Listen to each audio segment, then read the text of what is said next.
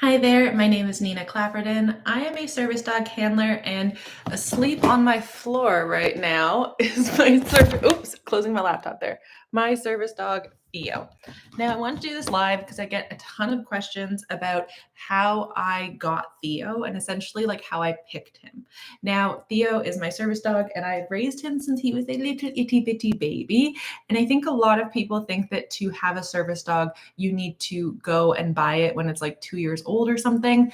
That's the case for guide dogs. But for service dogs, for us, you can actually get them as a puppy and train them. But getting the right puppy makes a huge difference. So I want to talk about exactly how I decided Theo was the right puppy for me based on trainer recommendations. Now, he is my very first puppy. He is also my very first service dog. So a lot of what I'm talking about is based on trainer experience. And I'm going to talk about some bad advice that I got from some bad trainers because not every trainer is the same. Not every trainer is good, unfortunately. So back in 2021, I was kind of stuck in Canada with the pandemic and I knew I wanted to get a service dog. I typically travel a lot for work, usually every 6 months or so, I'm moving to a new country. But I knew in that moment I'd be here long enough that I could get a service dog and stick around long enough to train them. So I started kind of like passively looking at dogs. Actually, when I found Theo, I was jokingly sending cute Labrador pictures to my old roommate and being like, hey, maybe you should get a Labrador. And then I found the cutest little photo of Theo when he was a puppy on the breeder's website. So it was like him in an Amazon box, and he has this like perfect potato shaped head. It was so cute. And I was like, damn it, I really, really like this dog. At the time, though, I really wanted a German Shepherd, but I spoke with my therapist who also has service dogs of her own. She actually has a golden and a German. And she said, without a doubt, don't get a German Shepherd as your first dog, as your first service dog. And if you've never trained a dog before. So I was like, okay, you know what? She probably knows what she's talking about. And everyone I spoke to did say that like golden retrievers are the easiest dogs to train. They are incredibly smart, so they make a really good option for a service dog. So that kind of solidified the breed for me, although I never thought I would get a golden retriever. I also never thought I'd get a purebred and not a rescue dog. But at the time, the one trainer that I had kind of found to start talking with, trainers typically don't want to work with you until you already have the dog and can pay them to train you, which is like fair. I get it. And I offered to pay for the advice, to be clear. But she basically said, don't get a rescue, especially for your first dog. They're too unpredictable. And I wanted to get one that was like 2 years old already, so they could have some behavioral issues. Later on, I learned that you can very much get a rescue. Most of the people I know with their first dog did, in fact, get a rescue that was about a year old. So, unfortunately, I got some advice there that I now think is kind of dumb. But regardless, I got Theo as a puppy. So I went to the breeders to go and look at these puppies. There were two available. Theo was one of them. At the time, his name was Tuna. That's what they were all given fish names. And I was not super convinced I was going to get him.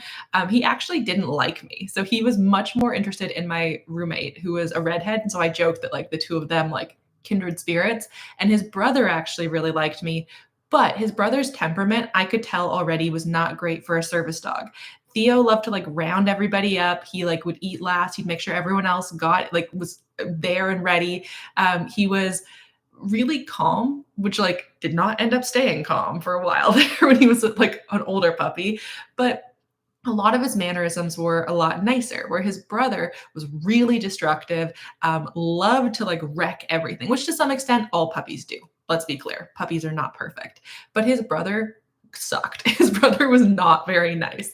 And so, because of that, I was like, okay, even though that dog likes me a bit more, I really like this one because his temperament works. When you're looking for a service dog puppy, you genuinely need to look at these temperaments because it's going to influence a lot later.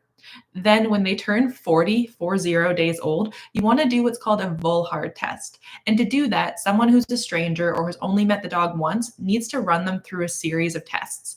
This is not perfect. I mean, Theo later was attacked by a dog and got some dog reactivity that we had to work through. So, like, things will change, but it's a rough measurement of that puppy's temperament at the time you get them to see, okay, how are they going to handle life?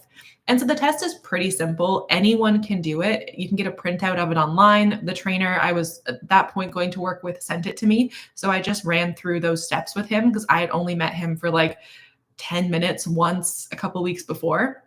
So I go over, they set us up in a pen outside, and the test is basically to make sure that the dog is not too submissive nor too aggressive. They kind of need to be in the middle. So some of the things that you have to do, number one, bring like a tinfoil ball, scrunch it up and like throw it or roll it around and see what the dog does. They should be curious. They should not fully attack it immediately. It's okay if they then try to eat it. And if they are familiar with that and have played with it before, you need to do something else. It should be something shiny and interesting and new and maybe a little bit weird for them. But you also don't want them to like book it totally afraid. Theo did the perfect thing. When you roll it, he like looked at it, kind of was like, what is this? And like approached it, but didn't like run at it to kill it or something. And then he was like, okay, it's a ball, fine. Equally, you had to like open an umbrella, bang some pots and pans, things like that, where he has to have external stimuli that he may not have had before. And he shouldn't completely panic. He also shouldn't attack anybody. Now, puppy nips are okay. That does happen, obviously. They're little puppies with like those little razor teeth, but you don't want any like outright aggression. Another thing we did is you had to pin him on his back with your hand on his tummy. He should struggle a little bit. He shouldn't just like be like, do whatever to me. Theo kind of sat for a second looking at me and then struggled, and that was fine. They're also not going to get like 100% on this test. That's okay. Because another thing that you're looking at is what are we going to train against or work with? So for this, I was like, okay, Theo, when he first responds to something new, he kind of pauses at first. And that taught me a lot about his personality really early on, is he needs to think things through. So from that, then he started struggling, and he didn't like try to kill me, but he was nibbling on my fingers after I think it's like a 30-second that you like hold him. And so those little things were just tests to make sure he is okay with semi-new environments. He's a decently comfortable puppy, especially with a new person being put in these different situations, that external stimulus does not like completely freak him out. Some puppies, they come out of the womb and they are anxious as heck. And that's hard for a service dog. Service dogs can be anxious. That does happen. Theo was on anxiety meds, especially after he had that attack. And like we both struggled to go outside after that. And I think a lot of that was like based on my anxiety around it. And he really feeds on that. So it made it much harder because I was struggling. And so that meant that he struggled too. But typically long term, it's not best to have a service dog that needs to be on constant anxiety meds. It's not the end of the world, and there's definitely some breeds that do need it, and you should speak with your vet and or a trainer about that for sure. I cannot speak to that long term, but the trainers I've worked with a few now, they have said like that's fine. You need to figure out what your comfort level is and like how the dog can behave with those meds. For Theo, especially on flights, he always takes a little bit of an anxiety med for a flight if it's going to be over 4 hours, because it's a long time to just sit there, and he doesn't love the like rumble of the planes. But as we've done this more and more, his anxiety meds have gone down, and we've only been doing this for a year and a half. So I expect long term, he will be fine. So all that is to say, getting your first service dog puppy is a lot, and it can feel really nerve-wracking. You feel like everything needs to be perfect. It's not going to be. That's the most important thing I can tell you. I thought I was doing everything right. I thought it was going to be perfect and I'd be so good at this. I've had family dogs. I love dogs. So I was so ready for this to be easy. And it's not going to be that easy ever. Puppies suck. Puppies are the worst for quite a while. And then just when they get good, they regress and turn into teenagers. And then you're like, why did I do this? And it's even harder if you have disabilities and you're trying to like work through them on top of working through the puppy stuff. And even more so for me, I did this entirely by myself when I got him. My roommate at the time wasn't my roommate yet. So I always call him my roommate now, but we weren't at the time. So I had like a year where Theo was just with me in a 26 floor apartment during COVID lockdowns. It sucked. So not the best. But equally, like getting a trainer in as soon as possible is super, super helpful. Typically, a trainer won't really start working with you until they're 3 months and they've had all of their vaccinations to be able to go outside and like see other dogs and stuff. Because a lot of the work you're going to need to do is going to start being around other dogs pretty quickly, getting them into situations like going to the grocery store really young, going to the aquarium, like whatever, like places that are high stimulus environments that typically a puppy might not go to. And you just want to like make them aware of all these things as early as possible. My biggest regret is that we waited to do a lot of that stuff. That first trainer I was trying to work with just ghosted me at one point, just like completely disappeared into the ether. And that meant I didn't have anybody to work with on this. And I was too nervous and afraid to take him as like a baby by myself into places. If you feel that way, take them to dog-friendly places. So I did a lot of training with him at pet stores. It was a really tiny pet store in downtown Ottawa, so it wasn't the best place, I would say. Try to go somewhere a bit more open. But Home Depot, Canadian Tire, there are different places in the US as well, but like typically like construction stores are very dog-friendly, which is great. So look up some dog-friendly locations, even go to like a patio and things like that and sit with the dog outside and just get them used to those big environments. And it can feel a bit easier if you know dogs are allowed to be there. Even if they're in training, like they do have public access rights while they're in training to some extent. If you don't have a doctor's note yet, if they like don't have any ability to settle in those places, you can be asked to leave. So, and I'm saying doctor's note because I'm Canadian, so that's how we do it. In the States, it's more about like what tasks they're trained in. So it can be a bit weirder depending on the state and the place that you're going into as to whether or not they'll accept a puppy. If accidents also happen, I will say I had a friend who had their service dog puppy like pee twice in a grocery store and they were so embarrassed. Just clean it and then you're fine. Or tell someone, like ask somebody to come help you clean it. Totally fine. These things happen.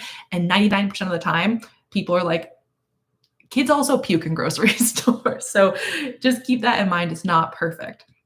But try to get a trainer as soon as possible or start training on your own as soon as possible. I was really focused on the basics of like sit, stay, whatever. I didn't focus as much as I should have on exposure to those environments. Luckily, we live downtown, so he had to get used to like a lot of stimulus really quickly because we were like right near Parliament. So there was tons of like trucks and cars all the time.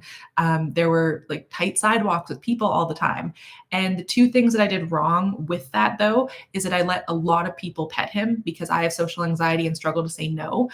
So one trick, lie, tell people he has fleas. That worked the best for me. I'd just be like, no, he has fleas, and we'd walk by. I could have just said no. I do respect that. I have social anxiety, so I struggle with it. So that helped. Even if he had his no touching vest on, people would still, because he's a cute little fuzzy potato. So I kind of get it.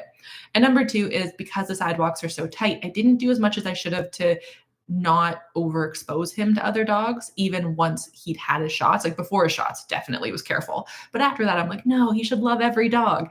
Took him to dog parks. That's where he got attacked. I do not recommend dog parks at all anymore. So because of that, just be a bit careful. But things will happen. You will backslide a bit. It's okay. And if you get a rescue dog that has some behavioral issues, you can train a lot of those out. So you just want to make sure the dog is not beyond your training capabilities or your budget to work with a trainer, and that like they are okay in some of these environments. Some dogs will not be, and there are so many people who get a puppy like Theo and then over time they realize, you know what, it's not going to work out. And unfortunately, that is a really common thing, and it does happen all the time, even if you do everything right. Some dogs are just not meant for that. It's like a parent like raising their kid to be a doctor and then finding out the kid wants to be an artist. It happens. It's okay.